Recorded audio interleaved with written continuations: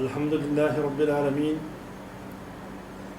والصلاة والسلام علی اشرف الانبیاء والمرسلین اعوذ باللہ السمیع العلیم من الشیطان الرجیم بسم اللہ الرحمن الرحیم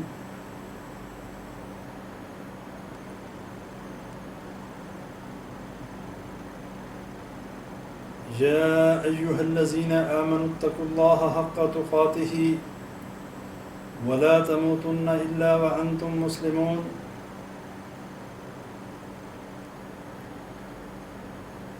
رب اشرح لی صدری ویسر لی امری واحلل عقدۃ من لسانی یفقہوا قولی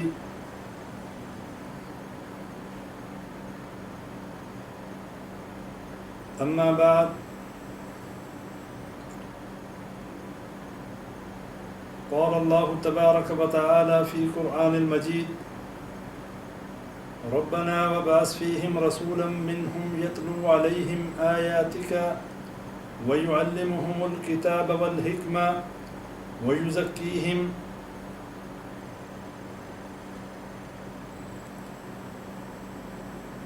تمام تعریفیں اللہ مالک الملک کے لیے جو تمام جہانوں کا خالق و مالک ہے۔ ان گنت درود و سلام نبی اکرم صلی اللہ علیہ وسلم کی ذات مبارکہ پر۔ اللہ تبارک و تعالی قرآن میں فرماتا ہے یا ایہا الذین آمنوا اتقوا اللہ حق تقاتہ ولا تموتن الا وانتم مسلمون، اے ایمان والو اللہ سے ڈرو جیسا کہ اللہ سے ڈرنے کا حق ہے، اور تمہیں موت اس حالت میں آئے کہ تم مسلمان ہو۔ ایسی حالت میں تم اس دنیا کو چھوڑ کر جاؤ کہ تم اللہ کے مومن اور موحد بندے ہو اور تم مسلمان ہو۔ ہمارا پچھلا درس وسیلہ اور دعا کے حوالے سے چل رہا تھا۔ اسی کے تسلسل میں آج دعا کی اہمیت کے حوالے سے اللہ تبارک و تعالیٰ کی توفیق سے چند باتیں اپنے بھائیوں اور بہنوں کے سامنے رکھنے کی کوشش کروں گا۔ اللہ تبارک و تعالیٰ مجھے حق بات کہنے اور ہم سب کو اس حق بات پر عمل کرنے کی توفیق عطا فرمائے۔ حضرت ابراہیم علیہ السلام کی دعا اللہ تبارک و تعالیٰ نے قرآن مجید میں ذکر فرماتے ہوئے ہمیں یہ بتایا ہے کہ اللہ نے ابراہیم علیہ السلام کی دعا کو ہزاروں سال کے بعد قبول کیا، اور وہ دعا کیا تھی؟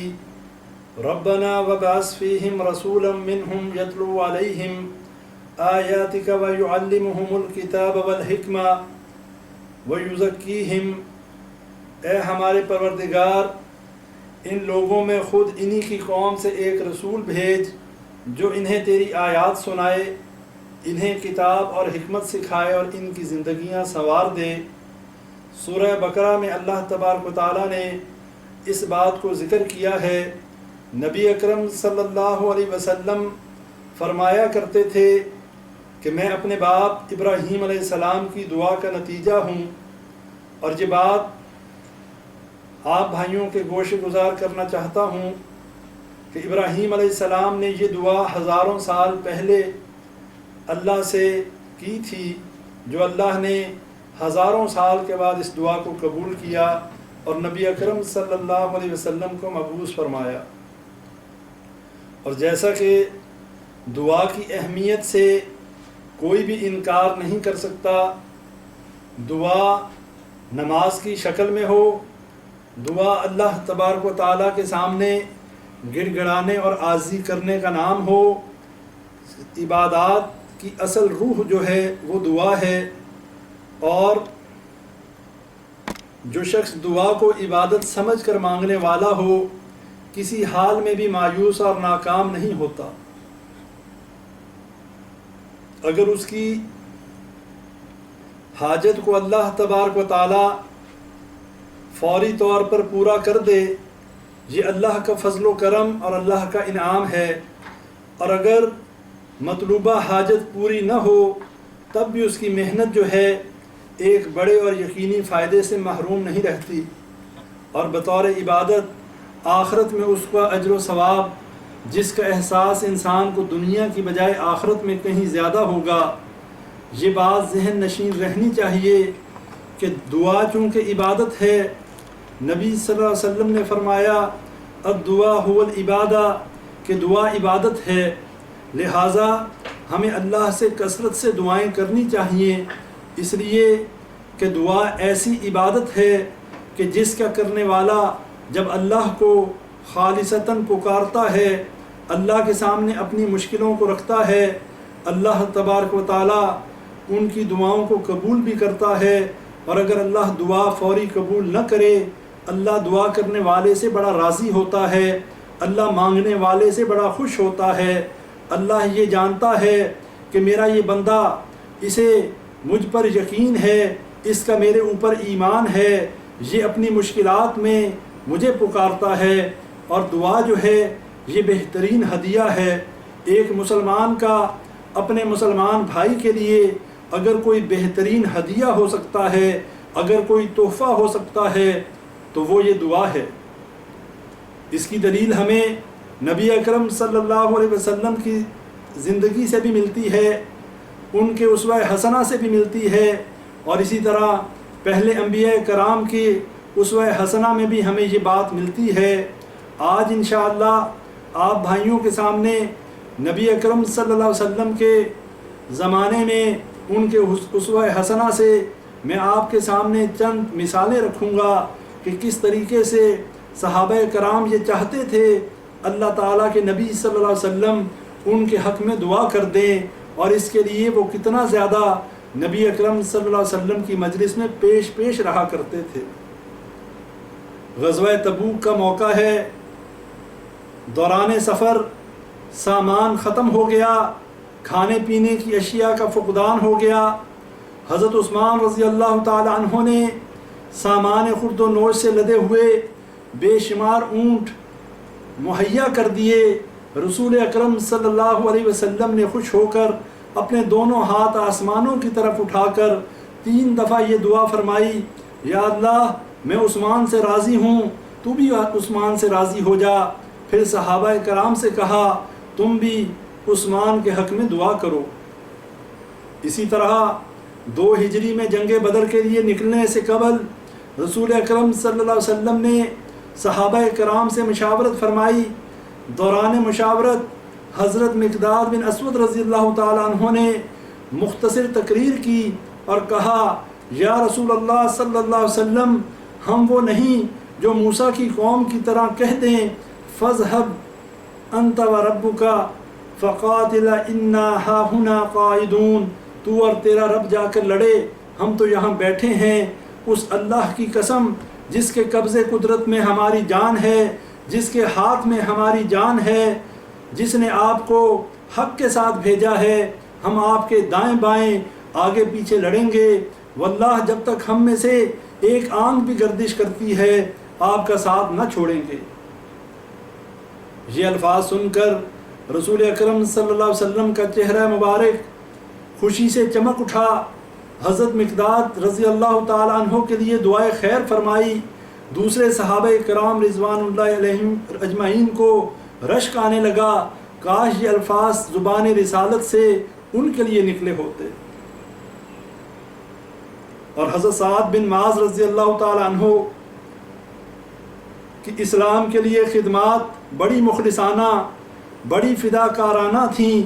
جنگ احزاب میں زخمی ہونے کے وجہ سے شہید ہوئے۔ رسول اللہ صلی اللہ علیہ وسلم کو شدید صدمہ ہوا، اپنے جانثار صحابی کا سر اپنی زانوِ مبارک پر رکھ لیا اور دل کا رنج و غم درجہ ذیل دعائیہ الفاظ میں ڈھل گیا۔ الہی تیری راہ میں سعد نے بڑی زحمت اٹھائی، اس نے تیرے رسول کی تصدیق کی اور حقوق اسلام ادا کیے۔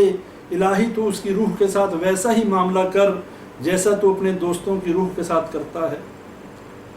تدفین کے بعد رسول اللہ صلی اللہ علیہ وسلم نے صحابہ کرام کو بتایا کہ 70,000 فرشتے حضرت سعد رضی اللہ تعالیٰ عنہ کے جنازے میں شریک ہوئے تھے، اور حضرت ابو ایوب انصاری رضی اللہ تعالیٰ عنہ نے ایک بار رات بھر کاشانہ نبوی صلی اللہ علیہ وسلم پر پہرا دیا۔ صبح ہوئی، رسول اللہ صلی اللہ علیہ وسلم نے ان کے حق میں یہ دعا فرمائی، ابو ایوب خدا تمہیں اپنے حفظ و امان میں رکھے، تم نے اس کے نبی کی حفاظت کی۔ اور بعض اوقات صحابہ کرام رضوان اللہ علیہم اجمعین رسول اکرم صلی اللہ علیہ وسلم کی زبان مبارک سے دعا سننے کے منتظر رہتے، لیکن بعض اوقات خود آپ صلی اللہ علیہ وسلم سے دعا کی درخواست کرتے۔ ایک موقع پر رسول اللہ صلی اللہ علیہ وسلم نے صحابہ کرام سے خطاب کرتے ہوئے فرمایا، میری امت سے 70,000 افراد بے حساب جنت میں جائیں گے۔ حضرت عکاشہ رضی اللہ تعالیٰ عنہ نے کھڑے ہو کر عرض کیا، یا رسول اللہ صلی اللہ علیہ وسلم دعا فرمائیے کہ اللہ مجھے ان میں سے کر دے۔ آپ صلی اللہ علیہ وسلم نے فرمایا، تم انہی میں سے ہو۔ صحیح مسلم کی روایت ہے۔ اللہ اکبر۔ تو بھائیو، یہ دعا ایک بہترین ہدیہ ہے۔ یہ دعا کرنا اللہ تعالیٰ مانگنے والے سے خوش ہوتا ہے، اور اگر کوئی مومن شخص، کوئی مسلمان اپنے غیر حاضر بھائی کے حق میں دعا کرے، اللہ تعالیٰ اس کی دعا کو بہت جلد قبول کرتا ہے، اور دعا کرنے والے کو بھی اس کا اجر عطا فرماتا ہے۔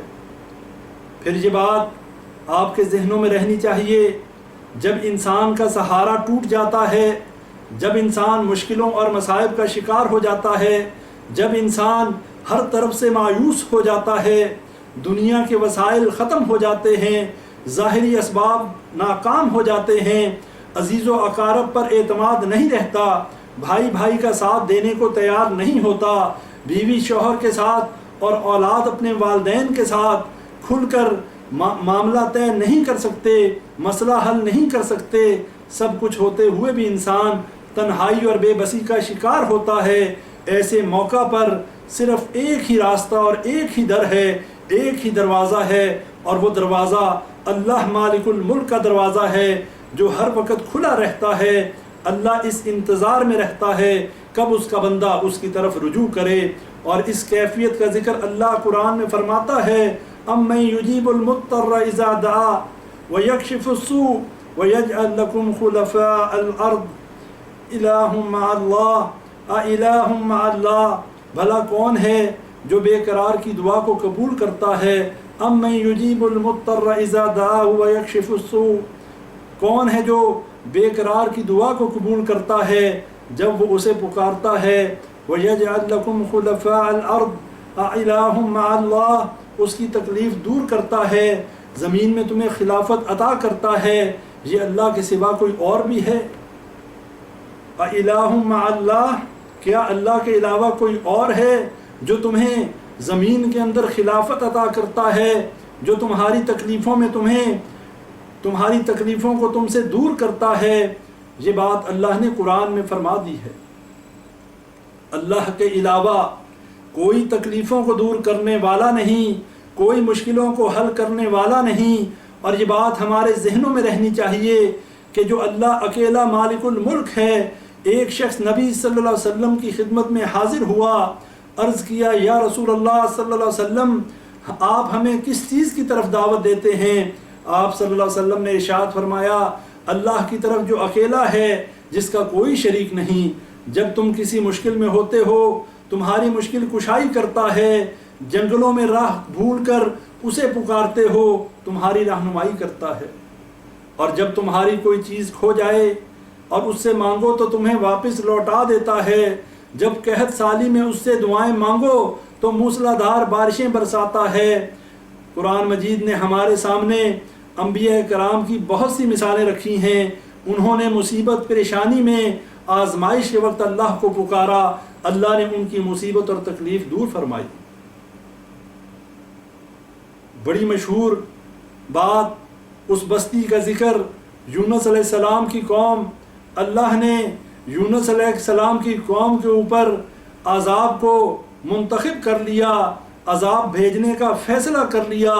حضرت یونس علیہ السلام اپنی قوم کو عذاب کی خبر دے کر چلے گئے، خود ایک کشتی میں سوار ہوئے، اور بوجھ کی زیادتی کی وجہ سے جب قرآن اندازی ڈالی گئی حضرت یونس علیہ السلام کا نام نکلا، اس وجہ سے انہیں سمندر میں چھلانگ لگانی پڑی، جہاں ایک مچھلی نے اللہ کے حکم سے انہیں نگل دیا۔ تب حضرت یونس علیہ السلام نے اللہ کو پکارنا شروع کیا، فنادا فی الظلمات ان لا الہ الا انت سبحانک انی کنت من الظالمین، کہ اے اللہ، یونس علیہ السلام نے اندھیروں میں سے پکارا کس کو؟ ایک اللہ مالک الملک کو، اور کہا اے اللہ تیرا کوئی شریک نہیں، تو ایک الہ ہے، تو پاک ہے، یقیناً میں ہی اپنے اوپر ظلم کرنے والا ہوں۔ اور اللہ کہتا ہے فَاسْتَجَبْنَا لَهُ وَنَجَّيْنَاهُ مِنَ الْغَمِّ وَكَذَلِكَ نُنْجِي الْمُؤْمِنِينَ، اللہ کہتا ہے ہم نے ان کی دعا کو قبول کر لیا اور انہیں غم سے اور اذیت سے نجات دے دی، اور اسی طرح ہم مومنین کو جو ہے مشکلوں میں نجات دیا کرتے ہیں، اسی طرح ہم مومنوں کو ان کی مشکلوں میں ان کی مدد کیا کرتے ہیں۔ جب یونس علیہ السلام نے ہمیں تاریکیوں میں پکارا کہ تیرے سوا کوئی الہ نہیں، تیری ذات پاک ہے، بے شک میں ہی ظلم کرنے والا ہوں، میں ہی قصوروار ہوں، تب ہم نے اس کی دعا قبول کی اور اسے غم سے نجات بخشی۔ اور مومنوں کو ہم اسی طرح نجات دلاتے ہیں۔ سورہ صافات میں اللہ فرماتے ہیں کہ اگر یونس علیہ السلام ہمیں یاد نہ کرتا تو قیامت تک مچھلی کے پیٹ میں ہی پڑا رہتا۔ اسی طرح قرآن کے اندر اور بھی بہت سے واقعات موجود ہیں، جیسا کہ حضرت ایوب علیہ السلام نے ایک طویل عرصہ بیماری میں گزارا، اللہ کی طرف سے آزمائش نازل ہوئی، اللہ نے ثابت قدم رکھا۔ حضرت ایوب علیہ السلام نے طویل عرصہ بیماری میں مبتلا رہنے کے بعد اللہ سے دعا فرمائی، انی مسنی الضر وانت ارحم الراحمین، اے میرے رب مجھے بیماری لگ گئی ہے اور تو ارحم الراحمین ہے، تو رحم کرنے والا ہے۔ اور اللہ تعالیٰ نے ایوب علیہ السلام کی دعا کو قبول کر لیا اور صحت سے نواز دیا۔ اور پھر اسی طرح ایک بات یہاں پر ذہن میں رکھیں، حضرت لوط علیہ السلام کا واقعہ بھی ہمارے سامنے ہے۔ کچھ لوگوں کی یہ کم علمی اور غلط فہمی ہے، اللہ ہماری سنتا نہیں اور اللہ ان کی موڑتا نہیں۔ بھائیوں، یہ بڑا ہی کفریہ عقیدہ ہے، یہ اللہ کے اوپر بہتان ہے، یہ اللہ تعالیٰ کے صفت جو ہے، سما جو ہے، اس کا انکار ہے۔ جو شخص یہ کہتا ہے اللہ کہتا ہے میں سنتا ہوں، اور آج کا مسلمان جو اللہ کے اوپر صحیح معنوں میں ایمان نہیں رکھتا کہتا ہے اللہ ہماری سنتا نہیں۔ اللہ چاہے تو نبیوں کی دعا کو رد کر دے، اللہ چاہے تو گناہ گاروں کی بات کو قبول کر لے، اللہ سے کوئی پوچھنے والا نہیں، اللہ سے کوئی سوال کرنے والا نہیں۔ حضرت لوط علیہ السلام نے قوم کو توحید کی دعوت دی، انہیں بدکاری سے روکا، قوم نہ مانی۔ حضرت لوط علیہ السلام کو جلا وطن کرنا چاہا، فرشتے خوبصورت لڑکوں کی شکل میں عذاب لے کر آئے۔ تب حضرت لوط علیہ السلام نے اللہ سے دعا کی، رب نجنی و اہلی مما یعملون، اے میرے رب مجھے اور میرے اہل و عیال یعنی میرے پیروکاروں کو قوم کی بد کرداریوں سے نجات دے دے، ایسے بد کرداروں سے ہمیں بچا لے، ہمیں ان سے دور کر دے۔ اللہ نے لوط علیہ السلام کی دعا قبول کر لی، اہل و عیال سمیت نجات عطا فرما دی۔ اور یہ بات بھی آپ کے ذہنوں میں رہنی چاہیے کہ نوح علیہ السلام کا قصہ بھی ہمارے سامنے ہے کہ جب نوح علیہ السلام نے اللہ سے دعا کی، نوح علیہ السلام نے اللہ سے یہ دعا کی کہ اے اللہ میرے بیٹے کو طوفان سے بچا لے، اللہ تعالیٰ نے اس دعا کو قبول نہ کیا۔ اور یہ بات قرآن میں اللہ نے یہ مکالمہ نقل کر دیا، جب نوح علیہ السلام کا بیٹا طوفان میں غرق ہوتے ہوئے نوح علیہ السلام نے دیکھا، اللہ تعالیٰ سے دعا کی، رب ان ابنی من اہلی وان وعدک الحق وانت احکم الحاکمین، اے میرے رب میرا بیٹا میرے گھر والوں سے ہے، تیرا وعدہ سچا ہے، لہٰذا اسے بچا لے۔ تو سب حاکموں سے بڑا حاکم ہے، وَأَنْتَ أَحْكَمُ الْحَاكِمِينَ، تو سب حاکموں سے بڑا حاکم ہے۔ اللہ نے کیا جواب دیا؟ اللہ تعالیٰ نے نوح علیہ السلام کی نہ صرف دعا رد فرما دی بلکہ یہ ارشاد فرما دیا، انی اعیذک ان تکون من الجاہلین، اے نوح علیہ السلام میں تجھے نصیحت کرتا ہوں کہ اپنے آپ کو جاہلوں کی طرح نہ بنا لے۔ بھائیو، وجہ کیا تھی؟ دعا کے قبول نہ ہونے کی کیا وجہ تھی؟ اس لیے کہ نوح علیہ السلام کا بیٹا مشرک تھا، باپ نبی تھا، بیٹا نبی کا نافرمان تھا، سگا بیٹا ہونے کے باوجود جب نبی کے اوپر ایمان نہ لایا، اللہ کی توحید کو سینے سے نہ لگایا، اپنے باپ حضرت نوح علیہ السلام کی لائی ہوئی شریعت کا اقرار نہ کیا، باپ کا نبی ہونا اسے فائدہ نہ دے سکا۔ حضرت ابراہیم علیہ السلام اللہ سے عرض کریں گے کہ اے رب، تو نے مجھ سے وعدہ فرمایا تھا کہ قیامت کے دن مجھے رسوا نہیں کرے گا، لیکن میری رسوائی اس سے زیادہ کیا ہو سکتی ہے؟ میرا باپ تیری رحمت سے محروم ہے۔ اللہ ارشاد فرمائے گا، میں نے جنت کافروں کے لیے حرام کر دی ہے۔ اور حضرت ابراہیم علیہ السلام کی خواہش رد کرتے ہوئے اللہ تعالیٰ حضرت ابراہیم علیہ السلام کے والد کو بجو بنا کر جہنم میں ڈال دے گا۔ صحیح بخاری میں یہ واقعہ اور یہ روایت موجود ہے۔ اور نبی اکرم صلی اللہ علیہ وسلم نے اپنی امت کے لیے بہت سی دعائیں کیں۔ بھائیوں، بتانا یہ چاہتا ہوں، حضرت محمد صلی اللہ علیہ وسلم نے اپنے چچا کو اس دین حنیف کی دعوت دی، لا الہ الا اللہ کی دعوت دی، توحید کی طرف بلایا۔ چچا نے اقرار نہ کیا، اقرار باللسان نہ کیا، اپنے بھتیجے کی دعوت کا انکار کر دیا، اپنے باپ دادا کے مذہب پہ مر گیا۔ نبی صلی اللہ علیہ وسلم نے فرمایا، میرا چچا جہنم میں گیا۔ کیوں؟ اس لیے کہ لا الہ الا اللہ کا اقرار نہیں کیا، نبی صلی اللہ علیہ وسلم کی تعلیمات پر لبیک نہیں کہا۔ اللہ نے قرآن میں آیات نازل کر دیں، انک لا تہدی من احببت ولکن اللہ یہدی من یشاء، کہ اے نبی صلی اللہ علیہ وسلم، جس کو آپ ہدایت دینا چاہیں نہیں دے سکتے، بلکہ جس کو اللہ ہدایت دینا چاہے ہدایت اس کو ملتی ہے۔ ایک طرف قریشی سید اور نبی صلی اللہ علیہ وسلم کا چچا جہنم میں گیا، دوسری طرف حبشی غلام بلال رضی اللہ تعالی عنہ، نہ جو قریشی تھے بلکہ غلام تھے، ان کا مقام یہ تھا کہ قدموں کی آہٹ نبی صلی اللہ علیہ وسلم نے جنت میں سنی۔ یہ مقام کس وجہ سے مل گیا؟ اس لیے کہ انہوں نے اسی نبی صلی اللہ علیہ وسلم کی دعوت پر لبیک کہا اور اللہ کے سامنے اپنی تمام عبادات کو اللہ کے لیے خالص کر لیا۔ اور نبی صلی اللہ علیہ وسلم نے پوچھا، اے بلال، تو ایسا کون سا عمل کرتا ہے کہ میں نے تیرے قدموں کی آہٹ جو ہے معراج کے وقت جنت میں سنی ہے؟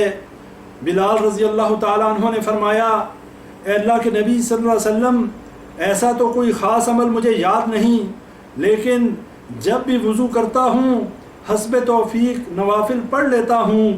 یہ میرا ایک عمل ہے، یعنی با وضو رہنا اور وضو کے بعد نوافل پڑھ لینا، تحیت الوضو پڑھ لینا۔ بھائیوں، کتنا بڑا عمل ہے، اس کا کیا اجر و ثواب ہے کہ بلال رضی اللہ تعالی عنہ چلتے زمین پر تھے اور ان کے قدموں کی آہٹ جنت میں سنائی دیتی تھی۔ نبی صلی اللہ علیہ وسلم نے اپنی امت کے لیے 3 دعائیں کیں۔ پہلی دعا کہ میری امت قحط سے ہلاک نہ ہو، میری امت غرق عام سے ہلاک نہ ہو، اور میری امت میں خانہ جنگی نہ ہو۔ اللہ نے پہلی 2 دعائیں قبول فرما لیں، ایک یہ کہ امت کو قحط سے ہلاک نہیں کرے گا، دوسرا یہ کہ امت کو پہلی امتوں کی طرح صفحہ ہستی سے مٹایا نہیں جائے گا، غرق نہیں کیا جائے گا۔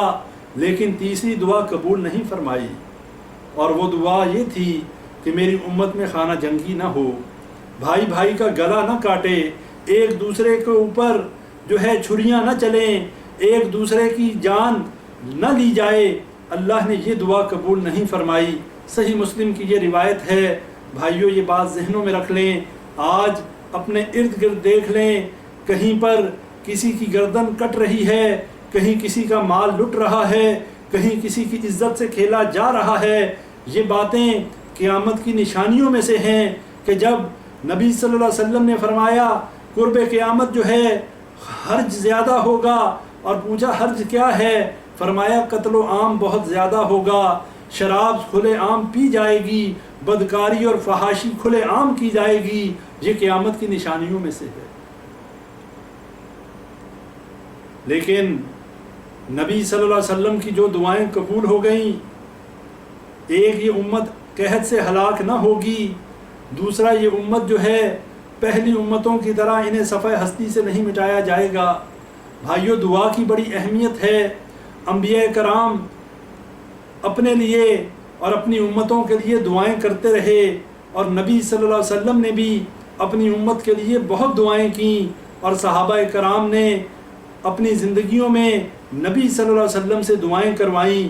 صحیح طریقہ، شرعی طریقہ یہ ہے انسان خود اپنے لیے دعا کرے، انسان اللہ سے گڑ گڑا کر خالصتاً اللہ ہی کی عبادت کرتے ہوئے، اپنے عقیدے کو صحیح کرتے ہوئے اللہ تعالیٰ سے دعا کرے، اس لیے کہ دعا جو ہے تقدیر کو بدلنے کی طاقت رکھتی ہے۔ اور جب ترمذی کی روایت میں نبی صلی اللہ علیہ وسلم نے فرما دیا الدعاء هو العبادہ، اگر دعا قبول ہو جائے تو یہ اللہ کا بڑا ہی فضل و کرم ہے، اور اگر دعا قبول نہیں ہوتی تب بھی اس نے عبادت تو کر لی، اس لیے کہ اللہ تعالیٰ کہتا ہے کہ مجھ سے مانگو میں دینے والا ہوں، میں ہی تمہاری پکار کو سنتا ہوں۔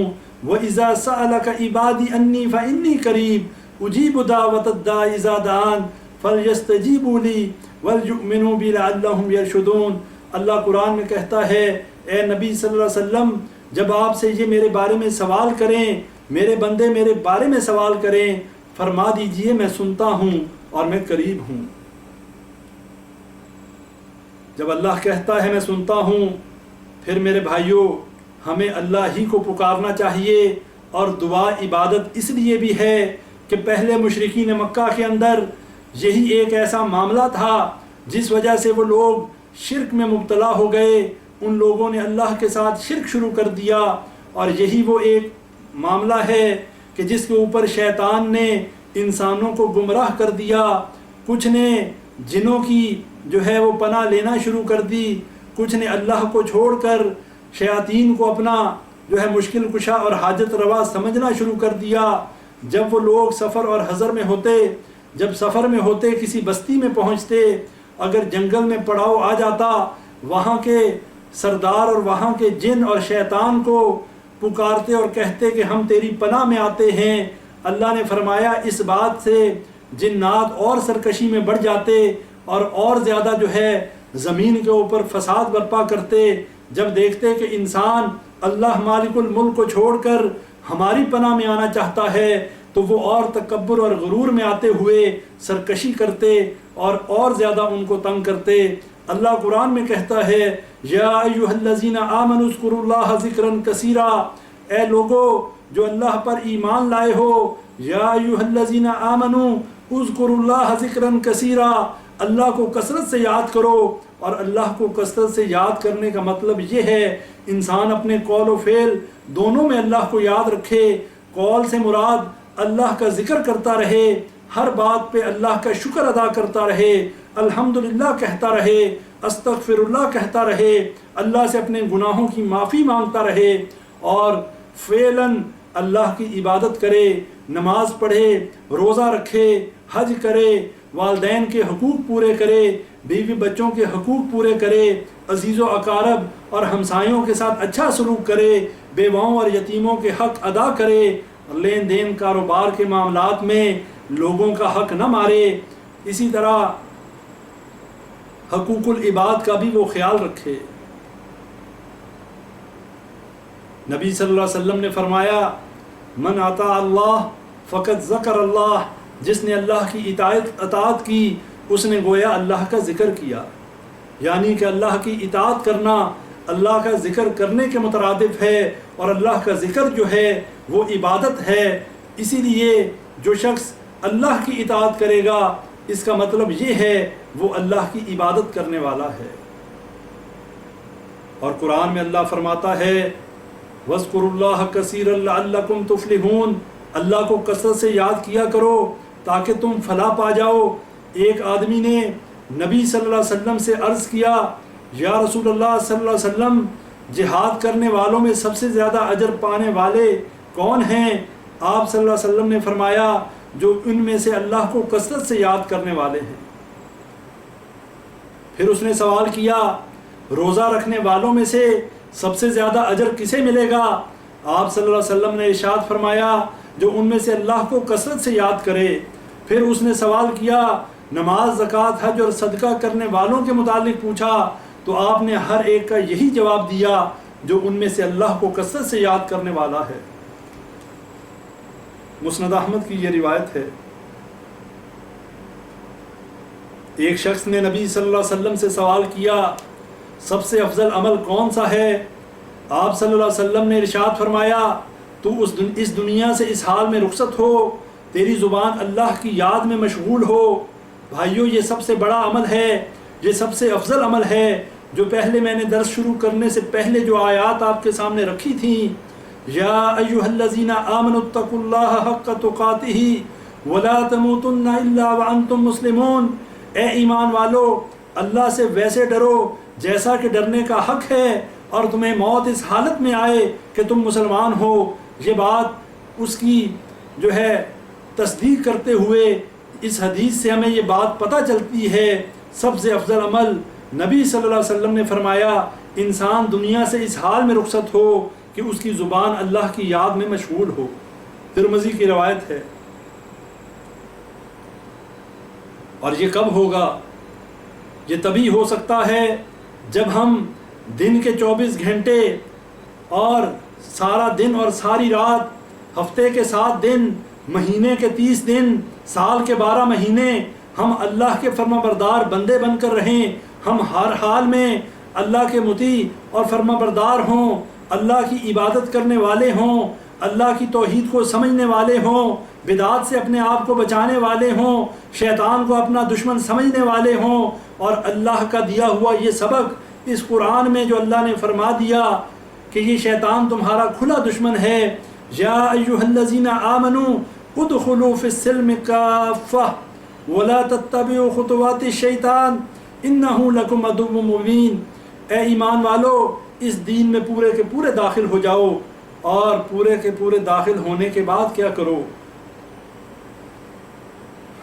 شیطان سے اپنے آپ کو بچاؤ، شیطان کے نقش قدم پر نہ چلنا، انہ لکم عدو مبین، وہ تمہارا کھلا دشمن ہے۔ اور بھائیوں ایک اور بات بتاتا چلوں، صحیح بخاری کی روایت ہے، نبی صلی اللہ علیہ وسلم نے فرمایا شیطان ابن آدم کے دل پر بیٹھا رہتا ہے، جب انسان اللہ کو یاد کرتا ہے تو شیطان پیچھے ہٹ جاتا ہے، اور جب غافل ہوتا ہے تو وسوسہ ڈالنے لگتا ہے۔ صحیح بخاری کی روایت ہے، یعنی کہ شیطان اس کوشش میں رہتا ہے، اور اس کی کوشش یہی ہوتی ہے انسان کب اللہ کے ذکر سے غافل ہو جائے اور میں اس پر حاوی ہو جاؤں۔ اور بھائیوں اپنے درس کو انشاءاللہ سمیٹتے ہوئے دعا کے مسائل اگلے درس میں انشاءاللہ بیان کریں گے۔ ابھی صرف دعا کی اہمیت کے حوالے سے یہ بات آپ کے سامنے میں نے قرآن اور احادیث سے رکھنے کی کوشش کی ہے کہ اللہ کے ذکر اور دعا سے دلوں کو اطمینان ملتا ہے۔ الا بذکر اللہ تطمئن القلوب، اللہ فرماتا ہے کہ سکون قلب جو ہے، دلوں کو سکون صرف اللہ کے ذکر سے ملتا ہے۔ اور پھر اللہ نے ایک اور بڑی سخت بات قرآن میں فرمائی ہے ایسے لوگوں کے لیے جو اللہ کے ذکر سے منہ کو موڑتے ہیں، جو اللہ کو پکارتے نہیں، جو اللہ کے سامنے سر بسجود نہیں ہوتے، جو اللہ کو جو حق ہے اللہ کی عبادت کا اسے ادا نہیں کرتے۔ اللہ نے ان کے بارے میں فرما دیا وَمَنْ أَعْرَضَ عَنْ ذِكْرِي فَإِنَّ لَهُ مَعِيشَةً ضَنْكًا وَنَحْشُرُهُ يَوْمَ الْقِيَامَةِ أَعْمَى، اللہ کہتا ہے جو میری یاد سے غافل ہوگا، جو میرے ذکر سے اعراض کرے گا، جو مجھے نہیں پکارے گا، فَإِنَّ لَهُ مَعِيشَةً ضَنْكًا، میں اس کی معیشت کو تنگ کر دوں گا۔ دنیا کے اندر مال و دولت کے انبار ہونے کے باوجود ہر وقت اپنے معیشت اور اپنی بے برکتی اور ہر وقت پریشانی میں ملوث رہے گا۔ دولت کے انبار ہونے کے باوجود اسے سکون قلب حاصل نہیں ہوگا، معیشت پھر بھی اس کو تنگ محسوس ہوگی۔ وَنَحْشُرُهُ يَوْمَ الْقِيَامَةِ أَعْمَىٰ، اور قیامت کے دن حشر کے میدان میں اندھا اٹھاؤں گا۔ اس کی وجہ کیا ہے؟ اس لیے کہ اللہ کو پکارتا نہیں تھا، اللہ کے آگے ہاتھ نہیں پھیلاتا تھا، اللہ سے مشکل کشائی نہیں کرواتا تھا، اللہ سے رزق نہیں مانگتا تھا۔ اللہ نے مال و دولت دے دیا، اللہ نے اولاد دے دی، اسی پر اتراتا تھا۔ اور جب خوشحالی میں کوئی شخص اللہ کو نہیں پکارتا، جب مال و دولت کی فراوانی میں، جب نعمتوں کی فراوانی میں اللہ کو نہیں پکارتا، اللہ تعالیٰ تنگی میں اس کا خیال نہیں رکھتا۔ نبی صلی اللہ علیہ وسلم نے فرمایا، جو شخص یہ چاہتا ہے، حدیث کا مفہوم ہے کہ اللہ تعالیٰ اس کی دعاؤں کو تنگی میں، مشکلوں میں قبول کر لے، اس کی مشکلوں کو دور کر دے، نبی صلی اللہ علیہ وسلم نے فرمایا اس شخص کو چاہیے کہ جب وہ خوشحال ہو، جب مال و دولت کی ریل پیل ہو، جب اولاد کی کثرت ہو، جب ساری نعمتیں اس کے گھر میں موجود ہوں، جب خوشحالی کا دورہ ہو، ایسی حالت میں اللہ کا شکر ادا کرنے والا ہو، ایسی حالت میں اللہ سے مانگنے والا ہو، ایسی حالت میں اللہ کے آگے ہاتھ پھیلانے والا ہو۔ جو شخص خوشحالی میں اللہ کو پکارے گا، اللہ سے مانگے گا، اللہ تعالیٰ تنگی میں اس کی دعا کو فوراً قبول کرے گا۔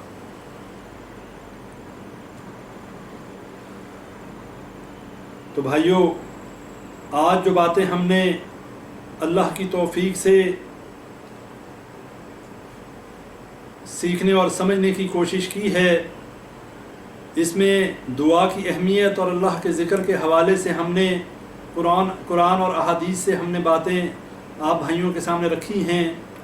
اللہ تعالیٰ توبہ کرنے والوں کو اور پاکیزگی اختیار کرنے والوں کو پسند کرتا ہے۔ ان اللہ یحب التوابین ویحب المتطہرین، اللہ تعالیٰ یقیناً توبہ کرنے والوں اور پاکیزگی اختیار کرنے والوں سے محبت کرتا ہے۔ اور یہ بھی بات آج ہم نے سمجھنے کی کوشش کی ہے کہ اللہ تعالیٰ کو جو خوشحالی میں پکارتا ہے، جو اللہ کے سامنے ہاتھ اس وقت دراز کرتا ہے کہ جب دنیا کے عیش و آرام میں ہو، تو اللہ تعالیٰ مشکلوں میں اس کی مدد کرتا ہے، اس کی گناہوں کو معاف کرتا ہے۔ اور پھر دعا اس کی قبولیت کے لیے انسان کا اللہ سے اپنے گناہوں کی معافی مانگنا بہت ضروری ہے۔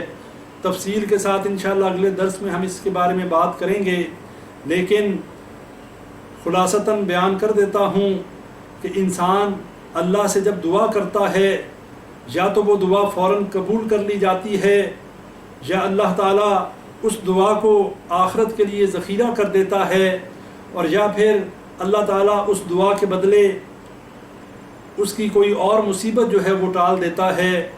تو بھائیو، دعا کی قبولیت کی 3 قسمیں ہیں، 3 طریقوں سے دعا قبول ہوتی ہے۔ یا تو اللہ فوراً وہ چیز عطا کر دیتا ہے، یا اسے آخرت کے لیے ذخیرہ کر دیتا ہے، یا اس کے بدلے اللہ تعالیٰ کوئی اور بلا اور مصیبت ٹال دیتا ہے۔ لیکن اللہ تعالیٰ سے پہلے اپنے گناہوں کی توبہ کرنا، اپنے گناہوں پر نادم ہونا، اللہ سے توبہ اور استغفار کرنا، اس لیے کہ توبہ جب تک انسان کی قبول نہ ہو، جب تک انسان اپنے گناہوں پر شرمندہ نہ ہو، جب تک اپنے گناہوں پر شرمندہ ہونے کے بعد اللہ سے معافی نہ مانگے، اور پھر جب تک معافی مانگنے کے بعد دوبارہ اس گناہ سے رک نہ جائے، انسان کی توبہ قبول نہیں ہوتی۔ جو شخص گناہوں کو عادتاً کرتا ہے، جو پلاننگ کر کے گناہ کرتا ہے، گناہ کا مفہوم بھائیو یہ ہے، انسان سے گناہ بتقاضۂ بشریت ہو جائے، پلاننگ کر کے گناہ نہ کیا جائے، 1 مہینہ 2 مہینے پہلے پلان نہ بنایا جائے کہ میں ایسے کروں گا، پھر میں ایسے کروں گا، بلکہ گناہ تو ایسا ہے کہ شیطان نے غلبہ کیا اور اچانک انسان سے کوئی گناہ سرزد ہو گیا، فوراً اس کے بعد شرمندہ ہوا، اللہ سے معافی مانگی اور آئندہ اس گناہ سے اپنے آپ کو روک لیا، یہ ہے گناہ کا ہو جانا۔ جب ایسا معاملہ ہو جائے تو پھر ان 3 شرائط پر اللہ تعالیٰ انشاءاللہ توبہ قبول کرتا ہے، یعنی انسان اپنے گناہوں پر نادم ہو جائے، اللہ سے معافی مانگے اور آئندہ وہ گناہ نہ کرے۔ اور اسی طرح جو شخص عادتاً گناہ کرتا ہے اسے یہ سوچنا چاہیے کہ اللہ تعالیٰ توبہ تبھی قبول کرتا ہے جب انسان سچے دل سے اس گناہ کو چھوڑ دے اور اس پر نادم ہو، اور جب اللہ تعالیٰ گناہوں کو معاف کر دیتا ہے، جب انسان کی توبہ قبول ہو جاتی ہے، اس شخص کا رزق حلال کا ہو، اللہ تعالیٰ ایسے شخص کی دعا کو قبول کرتا ہے۔ اللہ سے دعا ہے، کہنے والا بھی محتاج ہے، سننے والے بھی محتاج ہیں، اللہ تعالیٰ ہم سب کو عمل کی توفیق عطا فرمائے۔ ربنا تقبل منا انک انت السمیع العلیم وتب علینا انک انت التواب الرحیم۔ جتنی باتیں اللہ کی توفیق سے صحیح باتیں میری زبان سے نکلی ہیں یہ اللہ کی طرف سے ہیں، اور جو بات کوئی غلط میں نے کی ہو وہ میری طرف سے اور شیطان کی طرف سے ہے، اللہ تعالیٰ معاف فرمائے۔ وآخر دعوانا ان الحمد للہ رب العالمین۔